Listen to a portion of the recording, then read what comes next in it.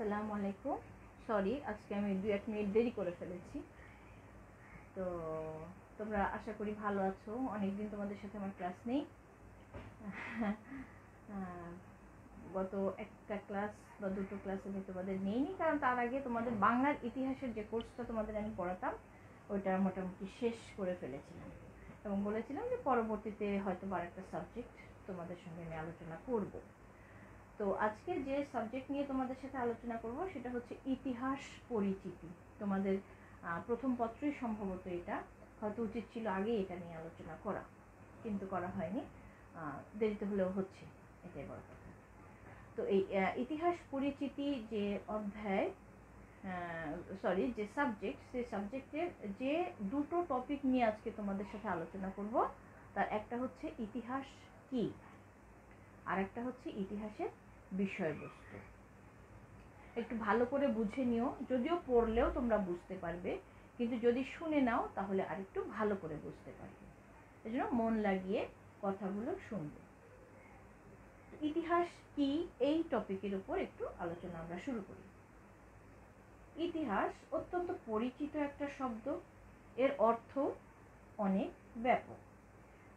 ইতিহাসের ব্যুৎপত্তিগত অর্থ এবং শাব্দিক অর্থ যদি বিশ্লেষণ করি, তাহলে এর মাধ্যমে ইতিহাস শব্দের যে অর্থ তার উপর সেটা সম্পর্কে উপলব্ধি করা সম্ভব হবে। বাংলায় ইতিহাস ঐতিহ্য শব্দ থেকে এসেছে। আবার বলি, বাংলায় যে ইতিহাস শব্দটা ব্যবহার করা হয় আমাদের দেশের প্রেক্ষাপটে, সেই ইতিহাস শব্দটা ঐতিহ্য শব্দ থেকে এসেছে। আর এই ঐতিহ্য শব্দের অর্থ হচ্ছে অতীতে যা ঘটেছে। অর্থাৎ ঐতিহ্য মানে আমরা যেটা জানি, অতীতে যে গুরুত্বপূর্ণ ব্যাপারগুলো ঘটেছে সেটাকে আমাদের ঐতিহ্য বলে মনে করি। সেই ঐতিহ্য থেকে ইতিহাস শব্দটির উৎপত্তি হয়েছে। কিন্তু ইতিহাস হিস্ট্রি এর প্রতিশব্দ হিসেবে ব্যবহৃত হয়। হিস্ট্রি মূলত গ্রিক শব্দ হিস্টোরিয়া থেকে এসেছে। গ্রিক শব্দ হিস্টোরিয়া থেকে এসেছে, যার আভিধানিক অর্থ হলো সত্য প্রকাশ করার উদ্দেশ্যে একটি পরিকল্পিত অনুসন্ধান। আবার বলি, গ্রিক যে শব্দ হিস্টোরিয়া, যেটা থেকে হিস্ট্রি শব্দের উৎপত্তি হয়েছে, সেই হিস্টোরিয়া এর আভিধানিক অর্থ হচ্ছে সত্য প্রকাশ করার উদ্দেশ্যে একটি পরিকল্পিত অনুসন্ধান। গ্রিক ঐতিহাসিক হিরোডোটাস সর্বপ্রথম তার গবেষণা কর্মের নামকরণে এই শব্দটা ব্যবহার করেছেন, হিস্ট্রি শব্দটা ব্যবহার করেছেন। এবং আজ পর্যন্ত বিষয়টি মানে হিস্ট্রি বা ইতিহাস সম্পর্কিত আলোচনার যে বিষয়টি, এই ইতিহাস বা হিস্ট্রি নামেই সারা বিশ্বে পরিচিত হয়ে আসছে এখন পর্যন্ত। ইতিহাস পঠন পাঠনে শব্দটি প্রথমবারের মতো ব্যবহার করে আজ পর্যন্ত তিনি ইতিহাসের জনক নামে খ্যাত হয়ে আছেন। অর্থাৎ হিরোডোটাস যেহেতু প্রথমবার হিস্ট্রি শব্দটা ব্যবহার করেছেন ইতিহাসের পঠন পাঠনের বিষয়ে, এই সংক্রান্ত বিষয়ে তিনি এই শব্দটা প্রথম যেহেতু ব্যবহার করেছেন তার গবেষণার কাজ করার সময়, সেই হেতু এখন পর্যন্ত আমরা তাকে ইতিহাসের জনক হিসেবে জানি। অনুসন্ধানের ধারা প্রকৃতি সম্পর্কে প্রশ্ন না করে সাধারণভাবে বলা যায় যে ইতিহাস বিজ্ঞানের অন্তর্ভুক্ত। এখন এই যে কথাটা বলা হলো যে ইতিহাস বিজ্ঞানের অন্তর্ভুক্ত, এটা যদি যুক্তি সহকারে তোমাদেরকে বুঝিয়ে দেওয়া না হয়, তাহলে তোমরা মনে করবে ইতিহাস কি করে বিজ্ঞান হয়। তাহলে এটার ব্যাখ্যা করতে গেলে আগেই আমাদের মনে প্রশ্ন জাগবে যে বিজ্ঞান কি। বিজ্ঞান এক ধরনের চিন্তাধারা যেখানে প্রশ্ন করে তার উত্তর খুঁজে বের করার চেষ্টা করা হয়। আবার বলি, বিজ্ঞান হচ্ছে এক ধরনের চিন্তাধারা যেখানে প্রশ্ন করে তার উত্তর খুঁজে বের করার চেষ্টা করা হয়।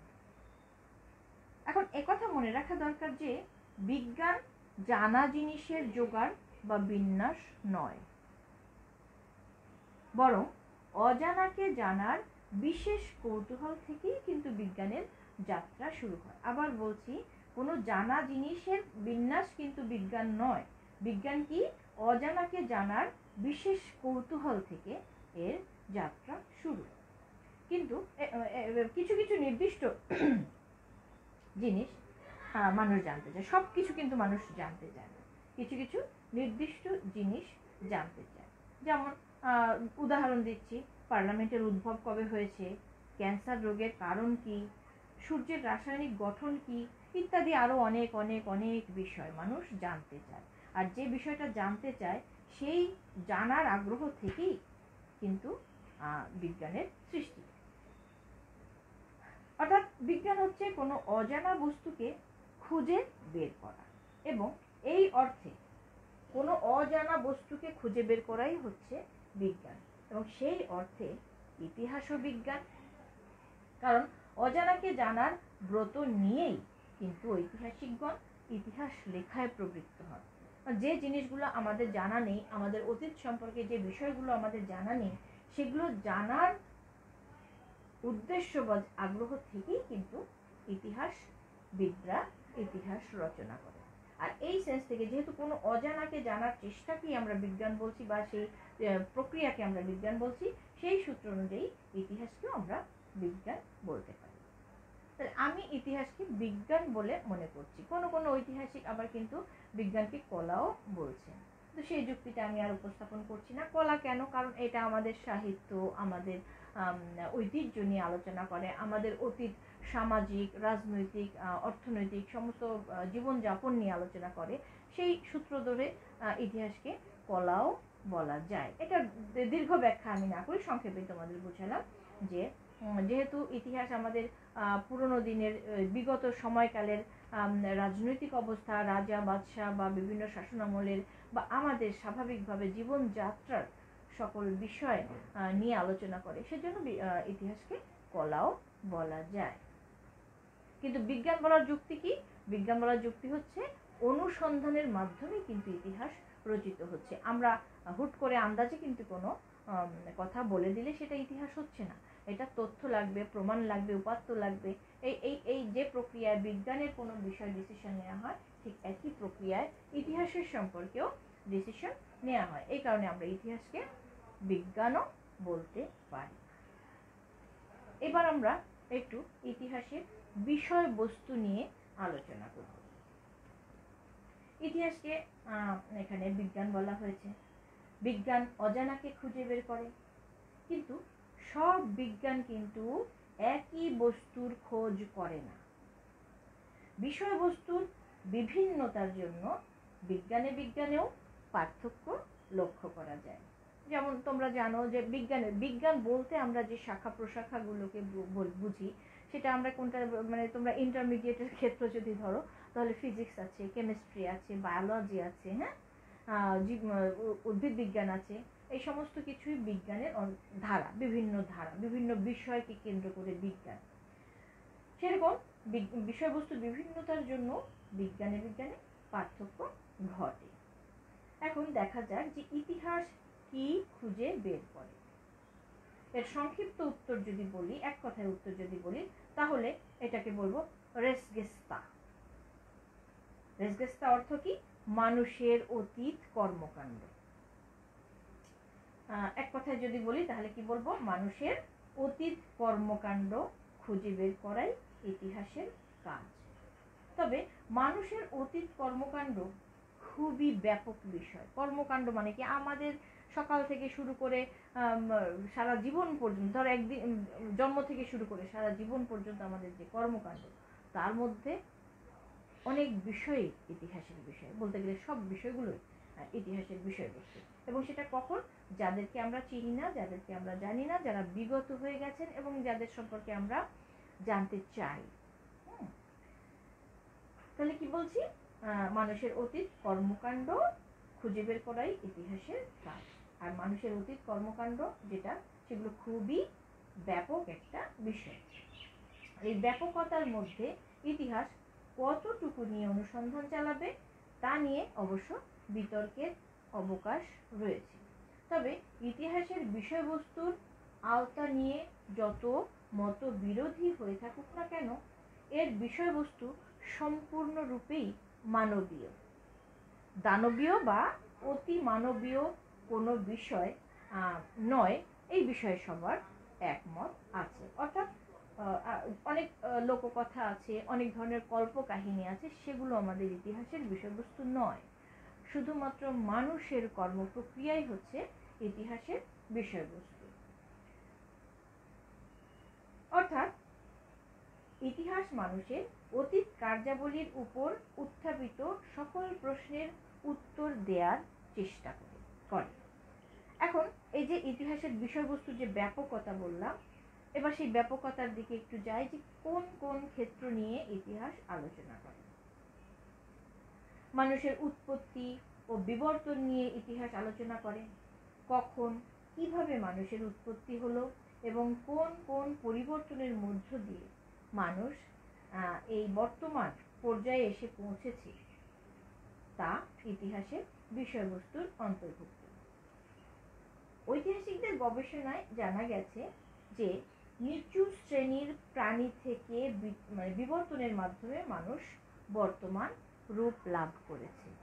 অর্থাৎ আমার যতটুকু মনে পড়ে, সেই নিচু শ্রেণীর যে প্রাণীটার কথা বলা হচ্ছে, সেটা বলা হয় অ্যামিবা। পৃথিবীর সবচেয়ে ক্ষুদ্র প্রাণী, যেটা জীবাণু একটা, সেই অ্যামিবা থেকেই সম্ভবত মানুষের উৎপত্তি। আর এটা কারা বলছেন? ঐতিহাসিক যারা গবেষক, ইতিহাসের যারা গবেষণা করেন, তারা কিন্তু সায়েন্টিস্ট, যারা মানুষ নিয়ে গবেষণা করেন এবং মানুষের সেই ইতিহাসের অন্তর্ভুক্ত হয়েছে, তারা কিন্তু বিজ্ঞানের গবেষক ছিলেন। এবং সেই থেকে জানা যায় যে একটা ক্ষুদ্র প্রাণী বা একটা অতি এককোষী প্রাণীর থেকেই বিবর্তনের মাধ্যমে মানুষ তার রূপ লাভ করেছে। যদিও ইসলামে আমরা আলাদা ব্যাখ্যা পাই, কিন্তু যখন তুমি পড়বে, পাঠ্য বই পড়বে বা সিরিয়াস কিছু আলোচনা করতে যাবে, তখন কিন্তু ধর্মটাকে একটু পাশে রেখে নেওয়াই ভালো। না হলে তুমি যুক্তি খণ্ডন করবে, যুক্তি দিবে, একটা তর্কই চলবে। তর্কে না গিয়ে আমরা দুটো ক্ষেত্রকে সম্পূর্ণ আলাদা রেখে কাজটা করব। ধর্মীয় বিশ্বাস আমারও আছে, আমি এই জন্য যখন এই মানুষের বিবর্তন নিয়ে কথা বলি, তখন ধর্মীয় বিশ্বাসটাকে আমি পাশে রেখে নিই, সেটাই হওয়া শ্রেয়।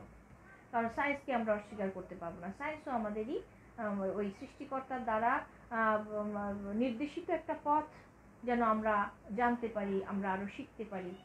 তিনি যদি আমাদেরকে সেই পাওয়ার, সেই বুদ্ধি, সেই মেধা না দিতেন, তাহলে আমরা সেটাও গবেষণা করার শক্তিও পেতাম না। যাই হোক, ঐতিহাসিকরা প্রাপ্ত ফসিল, দেহাবশেষ এগুলো বিশ্লেষণ করে এই সিদ্ধান্তে উপনীত হয়েছেন যে একটা ক্ষুদ্র প্রাণী বা অতি নিচু শ্রেণীর একটা প্রাণী থেকে বিবর্তনের মাধ্যমে মানুষ বর্তমান রূপ লাভ করেছে। জাভা মানব, পিকিং মানব, নিয়ান্ডারথাল মানব থেকে শুরু করে এগুলো হচ্ছে অনেক প্রাচীন, প্রায় লাখ লাখ বছর আগের, 1 লাখ 1.5 লাখ বছর আগের মানুষের যে রূপটা ছিল, সেই রূপের মানে বিভিন্ন জায়গায়, যেমন জাভা মানব বলতে কি বোঝায়? জাভা অঞ্চলে মানুষের যে ফসিল বা কঙ্কাল পাওয়া গেছে, দেহাবশেষ পাওয়া গেছে, সেই অঞ্চলে যেহেতু প্রাপ্ত, সেই অঞ্চলের নাম অনুসারে সেই মানব জাতির নাম বলা হয়েছে জাভা। একইভাবে পিকিং মানব, নিয়ান্ডারথাল মানব, আরো যে যে মানব গোষ্ঠীগুলোর পরিচয় আমরা জানতে পারি নৃবিজ্ঞানের মাধ্যমে। নৃবিজ্ঞানও কিন্তু আমাদের ইতিহাসেরই একটা শাখা। কমপক্ষে 3টি বোঝায়, যে কি বলছি, যে পিকিং মানব, জাভা মানব আর এই যে নিয়ান্ডারথাল মানব, এই যে শ্রেণীর মানব গোষ্ঠীগুলোর সম্পর্কে আমরা জানতে পেরেছি, সেই রকম প্রায় তিনটা পর্যায়ে দৈহিক পরিবর্তনের মধ্য দিয়ে আদিম অবস্থা থেকে এই আধুনিক অবস্থায় মানুষের রূপান্তর ঘটেছে। মানে জাভা মানব যে অবস্থায় পাওয়া গেছে, তারপরে আরো 2টো পরিবর্তন তাদের হয়েছে। ওইটা একটা পরিবর্তন, তার আগে আরো কি পরিবর্তন, কি রূপ ছিল, সেটা আমরা এখনো জানতে পারিনি। কিন্তু জাভা মানব, পিকিং মানব এবং নিয়ান্ডারথাল মানব প্রায় কাছাকাছি সময়ের। ওই সময় যে রূপটা ছিল, এরপরে আবার পরিবর্তিত হয়েছে, তারপরে আবার পরিবর্তিত হয়েছে, এরকম তিনবার পরিবর্তন, দৈহিক পরিবর্তনের মধ্য দিয়ে আমরা যে বর্তমান সোজা হয়ে, মেরুদণ্ড সোজা করে সুন্দর আকৃতির একটা চেহারা পেয়েছি, এটা এরকম তিনটা, মানে ওই সময় থেকে শুরু করে 3টা ধাপ পরিবর্তন করে করে আমরা এই বর্তমান রূপ পেয়েছি। এগুলো সবই ইতিহাসের বিষয়বস্তু। এবার আরেকটা বিষয়বস্তুর দিকে যাই, মানুষ ও তার পরিবেশ। হ্যাঁ, মানুষ এবং তার পরিবেশ, এটাও ইতিহাসের বিষয়বস্তু। এর মধ্যে সম্পৃক্ত কি কি থাকে? সমাজ, সভ্যতা এবং মানুষের জীবনধারা। মানুষ ও তার পরিবেশের সামগ্রিক কার্যাবলীর যে বিষয়বস্তু, মানে কার্যাবলীগুলো, মানুষ এবং তার পরিবেশের যে সামগ্রিক কার্যাবলী, এগুলো ইতিহাসের বিষয়বস্তু। তাহলে আমি কি বলছি? মানুষ এবং সেই, এটা কিন্তু এখন যেটা বর্তমান, সেটা যখন আরো শত শত বছর পার হয়ে যাবে, এমনকি তুমি মারা যাওয়ার পর 25 বছর পার হয়ে গেলেই তুমি যে কর্মকাণ্ডগুলো করতে বা তোমাদের সমাজে যে কর্মকাণ্ডগুলো হয়, সেগুলো সেই পরবর্তী মারা যাওয়ার আরো 20-50 বছর পর সেটা কিন্তু একটা ইতিহাস হয়ে যাবে। ততদিনে এই এই আমাদের এই সময়ে যা ঘটছে, এটার সংস্কৃতির বা সামাজিক অবস্থার অনেক পরিবর্তন ঘটবে। আর পরিবর্তন ঘটে তখন যে রূপ লাভ করবে, তার থেকে আমাদেরটা কিরকম ছিল এটা জানার আগ্রহ থেকে সেটা অনুসন্ধান করবে, এবং সেটা একটা ইতিহাস হয়ে যাবে সেই যুগের মানুষের জন্য। সেরকম আমাদের আগে যে মানুষরা ছিলেন, তাদের কি পরিবেশ ছিল, তারা কিভাবে বসবাস করতেন, তাদের কর্মপ্রক্রিয়া, এই জীবনধারা, তাদের সভ্যতা, সমাজ, সবকিছুই ইতিহাসের বিষয়বস্তু। আরেকটা বিষয়বস্তুর দিকে যাই, সভ্যতার ক্রমবিবর্তন নিয়ে ইতিহাস আলোচনা করে। আদিম গুহাবাসী মানুষ কিভাবে জীবন ধারণ করত, তাদের বেঁচে থাকার জন্য তারা ফলমূল, পশু শিকার, এগুলোর উপর তাদের যে নির্ভরতা, তারা কিভাবে সেগুলো সংগ্রহ করত, এবং তারা যে গুহা চিত্রগুলো অঙ্কন করে গিয়েছিল, সেইগুলো থেকে তাদের এই যে তারা কিভাবে তাদের জীবন ধারণ করত, তারা সেখানে বসবাস করত, এই সমস্ত কিছু কিন্তু ইতিহাসের বিষয়বস্তু। এগুলো আমরা সেই তারা যেখানে বসবাস করতো সেখানে তাদের যে গুহা চিত্রগুলো তারা অঙ্কন করতেন, তারা সেখানে তারা কি সমস্ত জিনিসপত্রগুলো ব্যবহার করতেন, এগুলো আমরা সেই তাদের সেই গুহাগুলো বিশ্লেষণ বা গুহার ভিতরে প্রাপ্ত জিনিসপত্র থেকে আমরা যেহেতু জানতে পারি, তো এই মাধ্যমে আমরা অনুসন্ধান করেছি। আর তাহলে এগুলো হচ্ছে ইতিহাসের বিষয়বস্তু। মানব সভ্যতা নানান ঘাত প্রতিঘাত অতিক্রম করে বর্তমান যে উৎকর্ষের পর্যায়ে পৌঁছেছে, সে সম্পর্কে অনুসন্ধানও ইতিহাসের বিষয়বস্তু। অর্থাৎ মানব সভ্যতা যে বর্তমান সভ্যতার রূপ লাভ করেছে, আর সেই রূপ লাভ করার আগে তারা যে কত রকমের বাধা বিপত্তি কষ্ট অতিক্রম করে এসেছে, সেইগুলো অনুসন্ধান করাও ইতিহাসের বিষয়বস্তু। তাছাড়া কি আছে? সরি, বোধহয় একটু বিভ্রাট হয়েছিল আমার ইন্টারনেটে। আশা করি শুনতে পাচ্ছ।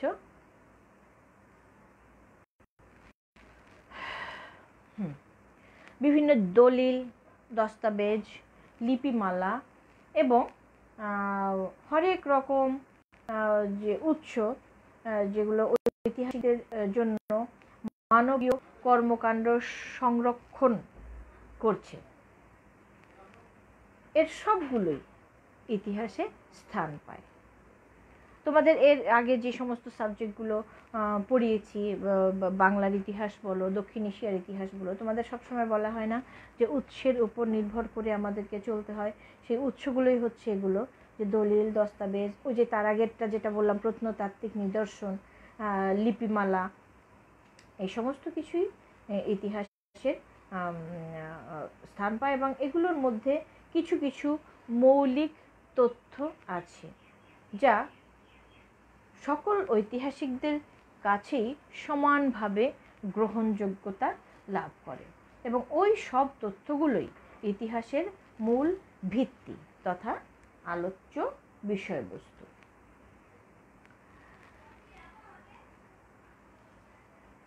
এছাড়া আছে ইতিহাসের যুগ বিভাজন। ইতিহাসের যুগ বিভাজন নিয়েও ইতিহাস আলোচনা করে। যেমন কি কি যুগ আছে? প্রাগ ঐতিহাসিক যুগ, প্রাক ঐতিহাসিক যুগ বা প্রাগৈতিহাসিক একই কথা, যেটাকে আমরা প্রাগৈতিহাসিক বলি, সেটা আসলে প্রাক মানে পূর্ববর্তী, ঐতিহাসিক যুগের আগের যুগ। আর একটা হচ্ছে প্রায় ঐতিহাসিক যুগ, তারপরে নব্য প্রস্তর যুগ,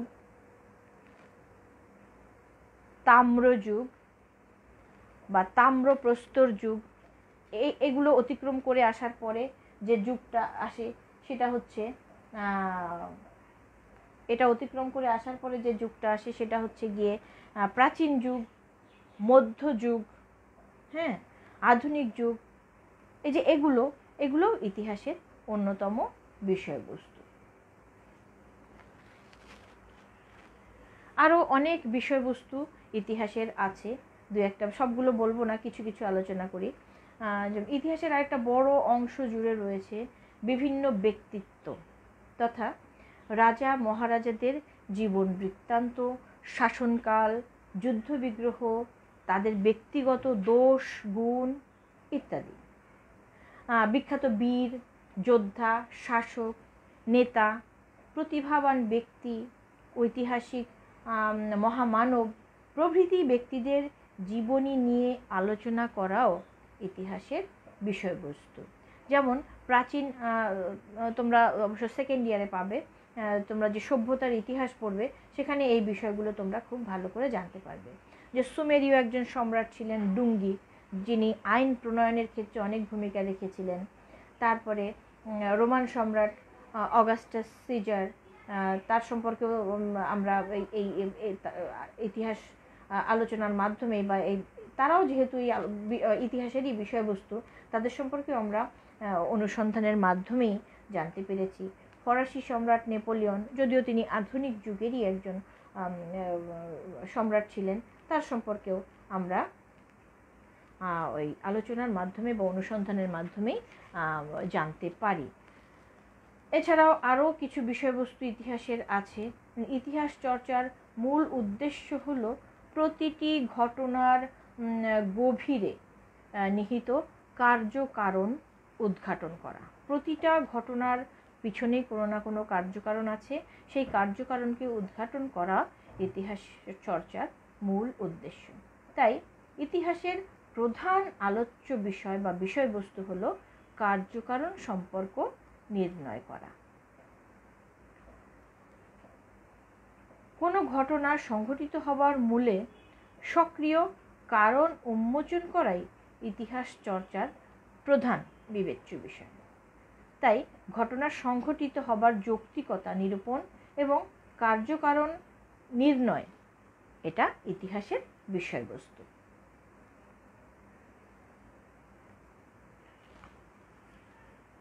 এছাড়াও আরও আছে ইতিহাস সামাজিক ক্রম বিবর্তন সম্পর্কেও আলোচনা করে।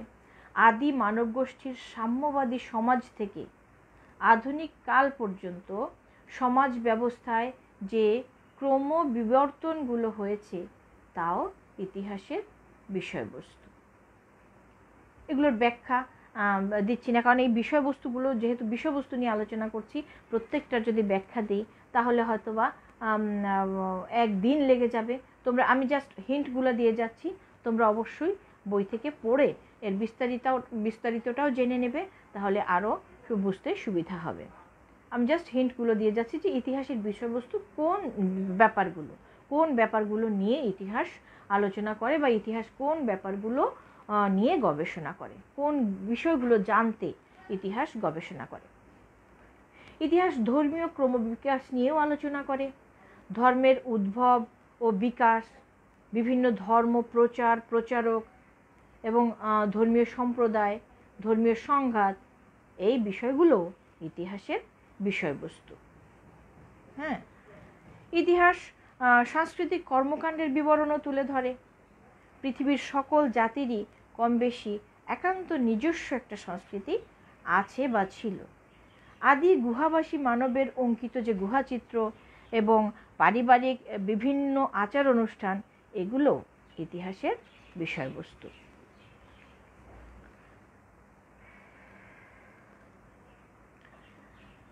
ইতিহাস নদ নদী, সাগর, মহাসাগর ইত্যাদি বিষয় নিয়েও আলোচনা করে থাকে। এর প্রধান কারণ কি? মধ্যে মধ্যে হয়তো তোমাদের ক্লাসে বলেছি যে পৃথিবীর প্রতিটা সভ্যতাই কোনো না কোনো নদীর তীরে গড়ে উঠেছে। যেমন নীল নদের তীরে মিশরীয় সভ্যতা গড়ে উঠেছে, টাইগ্রিস এবং ইউফ্রেটিস নদীর তীরে মেসোপটেমিয়া সভ্যতা গড়ে উঠেছে। এবং সেই মেসোপটেমিয়া সভ্যতা কিন্তু কোনো একটা সভ্যতা নয়। এই মেসোপটেমীয় সভ্যতা যে অঞ্চলটা, ইউফ্রেটিস এবং টাইগ্রিস নদীর মধ্যবর্তী যে অর্ধচন্দ্রাকৃতির যে অঞ্চলটা, সেই অঞ্চলে অজস্র সভ্যতা গড়ে উঠেছে। আবার হোয়াংহো নদীর তীরে চীনের সভ্যতা গড়ে উঠেছে, সিন্ধু নদীর তীরে সিন্ধু সভ্যতা গড়ে উঠেছে। এবং এই প্রত্যেকটা সভ্যতা গড়ে ওঠার পিছনে আমরা এগুলো যেহেতু এটার আলোচনার বিষয়বস্তু, এবং সেই বিষয়বস্তু আলোকে আমরা যখন এগুলোর মানে আমাদের ঐতিহাসিকরা বা ইতিহাসবেত্তারা যখন এগুলোর গবেষণা করেছেন, প্রত্যেকটারই যদি সারবস্তু দেখি তাহলে কি দেখব যে নদী তীরবর্তী স্থানে ধরো মানুষ যাযাবরভাবে বসবাস করতে করতে যখন নদী তীরবর্তী কোনো স্থানে এসে তারা বসবাস করতে শুরু করেছে, তখন সেই বসবাসের মধ্য থেকেই তারা আস্তে আস্তে স্থায়ীভাবে বাস করতে শিখেছে।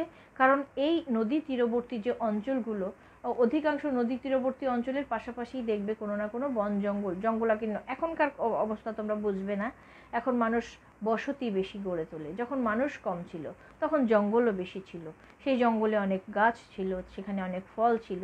তো এরকম অঞ্চলেই মানুষ বসবাস করার জন্য উপযুক্ত বা দীর্ঘদিন যাবৎ বসবাস করার সুযোগ পেয়েছে।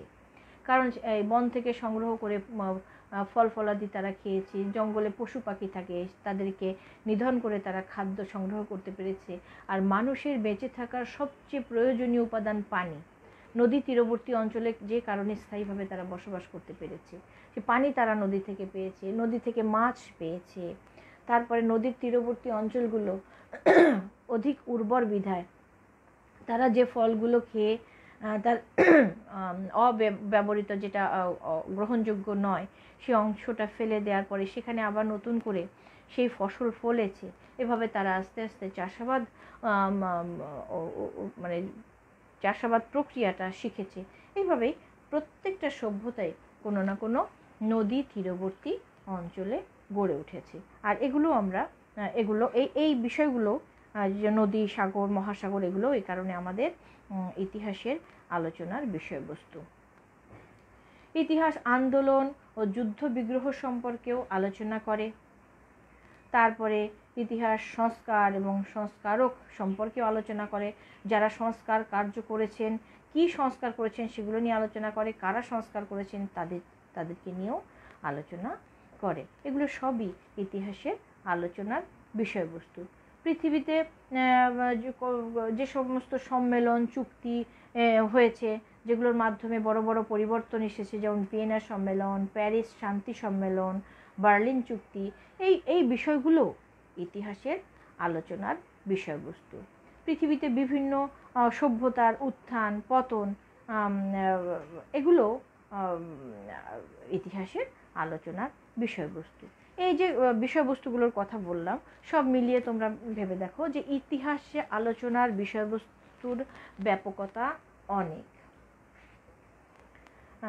পৃথিবীতে মানব সভ্যতার যে কালক্রমিক ধারা, সেই কালক্রমিক ধারায় মানুষ তার সৃজনশীলতা এবং তাদের আবিষ্কার, মনন, প্রতিভা, এগুলো দ্বারা প্রকৃতি নির্ভর যে বন্য দশা অর্থাৎ যাযাবর জীবন ছিল মানুষের, সেই যাযাবর জীবন থেকে প্রকৃতির উপর নিয়ন্ত্রণ করার চেষ্টার মাধ্যমে, আবার বলি প্রকৃতির উপর নির্ভরশীলতা ছিল মানব জীবনের।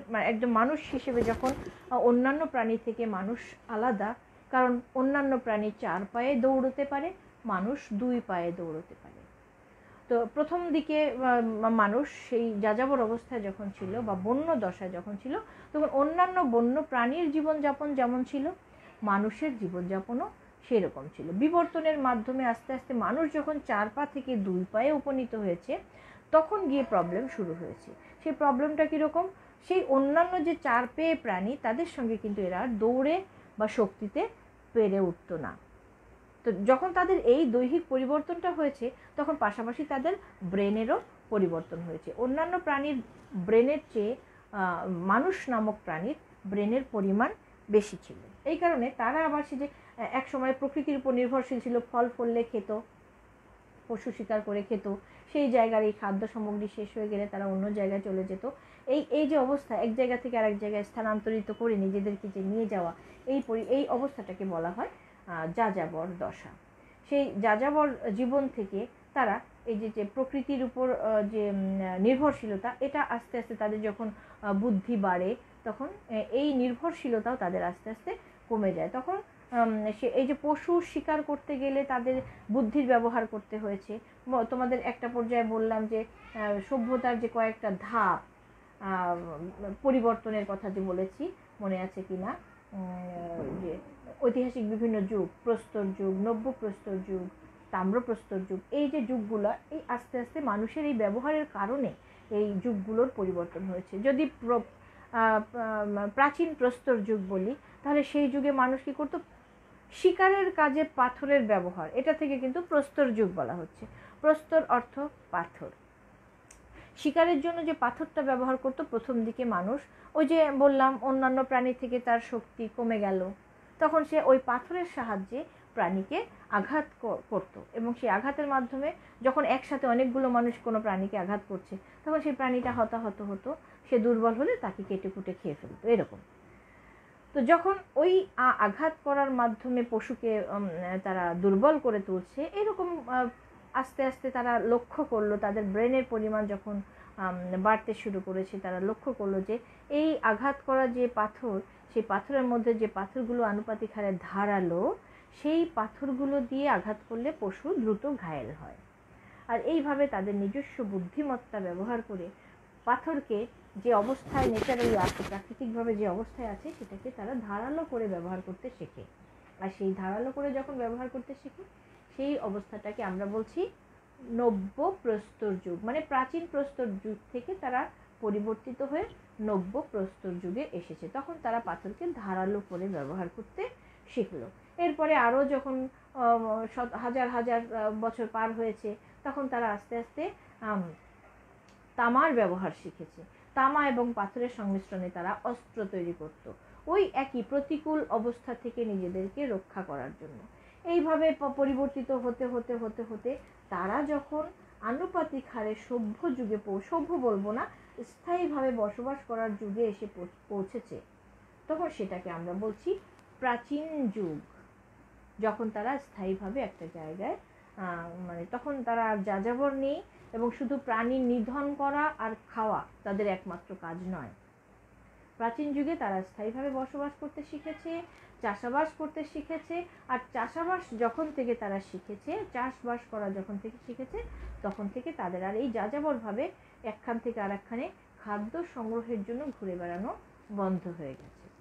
আর তখন থেকে আস্তে আস্তে দ্রুত গতিতে সভ্যতার উন্নতি ঘটেছে। তো কি বলছিলাম, এই যে সেই প্রকৃতি নির্ভর অবস্থা থেকে তারা আস্তে আস্তে প্রকৃতির উপর নিয়ন্ত্রণের প্রচেষ্টার মাধ্যমে নিজেদের পরিবার, নিজেদের সমাজ এবং নিজেদের রাষ্ট্র ব্যবস্থা গড়ে তোলার চেষ্টা করেছে। এবং সেটার মাধ্যম ছিল কি? কৃষি। কৃষি যখন তারা উৎপাদন করতে পারে, তারপর আস্তে আস্তে তারা শিল্প বা অর্থনৈতিক প্রক্রিয়ারও তারা উন্নতি করতে বা শুরু করেছিল। এরপরে যখন কৃষি এবং শিল্প অর্থনীতি তারা প্রতিষ্ঠা করে, এরপরে আস্তে আস্তে নগরায়নের পরে বিশ্বায়ন, এবং এরপরে এখন ইদানিং আমরা জানি যে মহাকাশ গবেষণাও তারা আমরা আর কি ঐতিহাসিকরা আমরা এটা নিয়েও জানার চেষ্টা করতে পারি। এগুলো জ্ঞান বিজ্ঞানেরই উৎকর্ষ সাধন হয়েছে, এবং এই ধারাবাহিকতা অব্যাহত রেখেছে। তার এই যে সমস্ত কিছু যা কিছু বললাম, যে মানুষ প্রকৃতির অবস্থা বা বন্য দশা থেকে যাযাবর দশা থেকে আস্তে আস্তে স্থায়ীভাবে বসবাস করতে শেখা, এবং সেই স্থায়ীভাবে বসবাস করতে শেখার মাধ্যমে প্রকৃতির উপর নির্ভরশীলতা থেকে প্রকৃতির উপর মানুষ তার নিয়ন্ত্রণ করার চেষ্টা করার মাধ্যমে পরিবার, সমাজ, রাষ্ট্র এগুলো প্রতিষ্ঠা করেছে। শিল্প অর্থনীতি তারা তৈরি করেছে, নগর তৈরি করেছে। এরপরে নগরায়ন থেকে আস্তে আস্তে বিশ্বায়ন হয়েছে, এবং মহাকাশ গবেষণা, এই যে সমস্ত বিষয়গুলো, এই সমস্ত বিষয়গুলোর উৎকর্ষ সাধনের যে ধারাবাহিকতা, এই সমস্ত কিছুই ইতিহাসের বিষয়বস্তু। এক কথায় পৃথিবীতে মানুষের অতীত কর্মকাণ্ডের ঘটনাবহুল সকল বিষয়াদি ইতিহাসের বিষয়বস্তু। আর সেজন্য আমরা বলতে পারি যে বর্তমানে ইতিহাসের বিষয়বস্তু আসলে অনেকটাই বিস্তৃত। তো এই হচ্ছে আজকের আমাদের আলোচনা। আশা করি ইতিহাসের বিষয়বস্তু এবং ইতিহাস কি এই বিষয়টা তোমরা বুঝেছো। ইতিহাস কলা না বিজ্ঞান, এটা নিয়ে তোমাদের যার যেটা যুক্তি। আমি যেমন মনে করি ইতিহাস বিজ্ঞান, কারণ ইতিহাসের প্রত্যেকটা অজানাকেই আমরা গবেষণা বা অনুসন্ধানের মাধ্যমে আমরা খুঁজে বের করি এবং অনেক পরীক্ষা নিরীক্ষা করার পর একটা সিদ্ধান্তে আমরা আসতে পারি। হঠাৎ করে বা আন্দাজ করে কোনো কিছুর সিদ্ধান্ত নিতে পারি না, যেহেতু অজস্র পরীক্ষা নিরীক্ষা করার পর তথ্য উপাত্তের মাধ্যমে প্রমাণ সাপেক্ষে আমরা একটা সিদ্ধান্ত নিই। কাজেই আমি মনে করি ইতিহাস বিজ্ঞান, শুধু কলা নয়, ইতিহাস কলাও, ইতিহাস বিজ্ঞানও। তো তোমাদেরও যেটা মত সেটা তোমরা উপস্থাপন করবে নিজের যুক্তি দিয়ে, নিজের বিবেচনা বুদ্ধি দিয়ে। তো আর বিষয়বস্তু তো যত বিষয়বস্তু আছে, আরও অনেক বিষয়বস্তু আছে ইতিহাসে, প্রশ্নের ধরন অনুযায়ী তোমরা লিখবে। এই যে দুটো অধ্যায়, এই অধ্যায় থেকে তোমাদের যে প্রশ্নগুলো হতে পারে সেটা হচ্ছে, একটু দেখি কোথায় প্রশ্ন আছে, একটু দেখি। আমার কাছে এখন একটা বই আছে যেটা দিয়ে প্রশ্ন বলতে পারবো তোমাদের। একটু অপেক্ষা করো। এই চ্যাপ্টার থেকে যে প্রশ্ন হতে পারে, যে একটা প্রশ্ন হতে পারে, সংক্ষিপ্ত প্রশ্ন, যে ইতিহাস কাকে বলে, ইতিহাসকে তুমি কিভাবে সংজ্ঞায়িত করবে। আর একটা প্রশ্ন হতে পারে, ইতিহাস কি, ইতিহাসের বিষয়বস্তু সম্পর্কে আলোচনা করো। হ্যাঁ, এই দু ধরনের প্রশ্ন হতে পারে। তো এই প্রশ্নের আলোকে তোমরা নোট তৈরি করো, নোট তৈরি করে সেটা চূড়ান্তভাবে পড়া সম্পন্ন করে ফেলো। তো আজকে এ পর্যন্তই। সবাই ভালো থেকো। আগামী শনিবার আমি তোমাদের ক্লাস নেব না, আমার একটা সমস্যা আছে, সেজন্য ক্লাস নেব না। তারপরে শনিবার ইনশাল্লাহ আবার দেখা হবে। ততদিনে এই পড়াগুলো একদম রেডি করে ফেলো। সবাই ভালো থেকো, নিরাপদে থেকো, বাসায় থেকো। আল্লাহ হাফেজ।